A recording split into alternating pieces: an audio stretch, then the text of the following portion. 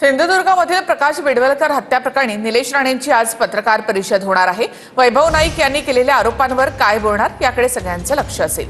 प्रकाश बेडवलकर हत्या प्रकरणावरून वैभव नाईक आणि निलेश राणे यांच्यामध्ये आरोप प्रत्यारोप सुरू आहेत। हिंदी भाषा अनिवार्य करण्याच्या विरोधामध्ये मुंबईसह विविध भागामध्ये मनसे आक्रमक झाली आहे। मनसेकडून हिंदी भाषेच्या सक्ती विरोधात जोरदार आंदोलन करण्यात आलं। हिंदी भाषा सक्तीच्या जीआरची प्रत मनसे कार्यकर्त्यांनी जाळली। राज ठाकरेंच्या उपस्थितीमध्ये आज सकाळी मनसे पदाधिकाऱ्यांची बैठकही पार पडली होती। हिंदी सक्तीवरून मनसैनिकांनी आंदोलन छेडलेलं असून या संदर्भातला जीआरची होळी या ठिकाणी मनसेकडून करण्यात आली आहे। राज ठाकरे यांनी सुद्धा पहिलीपासून हिंदी शिकवण्यास विरोध केलेला आहे। हिंदी सक्तीची नको असं मनसेचं म्हणणं आहे।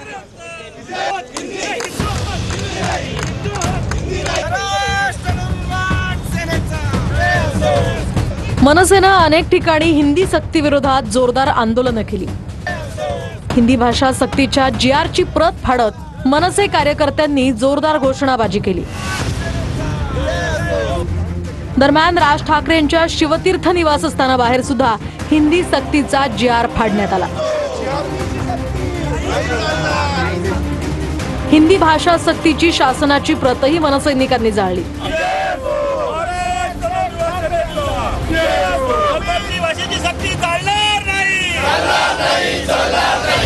दरम्यान ठाणे आणि पुण्यात सुद्धा मनसैनिकांनी हिंदी सक्तीचा जीआर फाडला।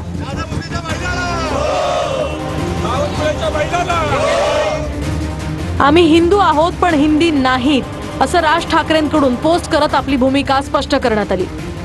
तर हिंदीकरणाचा प्रयत्न कराल तर संघर्ष अटळ असल्याची सुद्धा राज ठाकरेंनी पोस्ट केली। राज ठाकरेंच्या भूमिकेनंतर मनसैनिकांनी हिंदी सक्ती विरोधात आक्रमक पवित्रा घेतला। प्रगतीनं मराठी माणसाचं अस्तित्व संपणार असेल तर ती प्रगती नको अशी भूमिका राज ठाकरेंनी मांडली।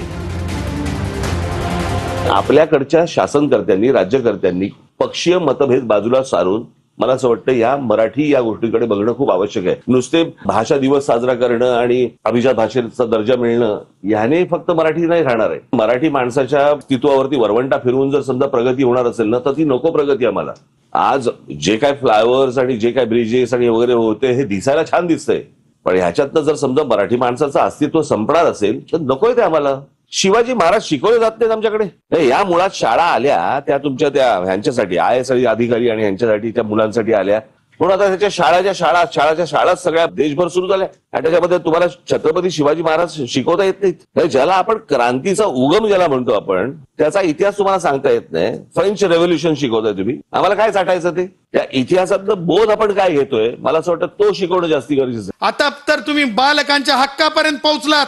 देख लेंगे राज ठाकरे, हिंदी पढ़ने के बारे में तुम में है कितना दम रोकने का, हम भी दिखा देंगे कि हिंदी पढ़ने के बारे में भारत का संविधान हमारा साथ देगा। महाराष्ट्रात राहायचं असेल तर त्याला मराठी आलंच पाहिजे। त्याचबरोबर भारतामध्ये अनेक राज्यांच्या मध्ये हिंदी पण चालतं। काही जण म्हणतात ती राष्ट्रभाषा आहे, पण त्याच्यावर वाद आहे। मला त्या वादात शिरायचं नाही। हे बाकीच्यांना सध्या कुणाला उद्योग नाहीत ना, काम नाही ना, ते असले वाद काही ना काही घालतात आणि त्याच्यातच ते वेळ घालवतात। जर अजित पवार साहेबांना वाटत असेल की राष्ट्रभाषा हिंदी आहे तर मला असं वाटतं परत पहिलीपासून त्यांनी धडे घेतले पाहिजे। शाळेत पुन्हा पाठवलं पाहिजे। अभ्यास पूर्ण करून ते बोलतात किंवा बोलले पाहिजे ही माझी अपेक्षा आहे। पण त्यांना राष्ट्रीय शिक्षा धोरण याची कॉपी आम्ही जरूर पाठवू।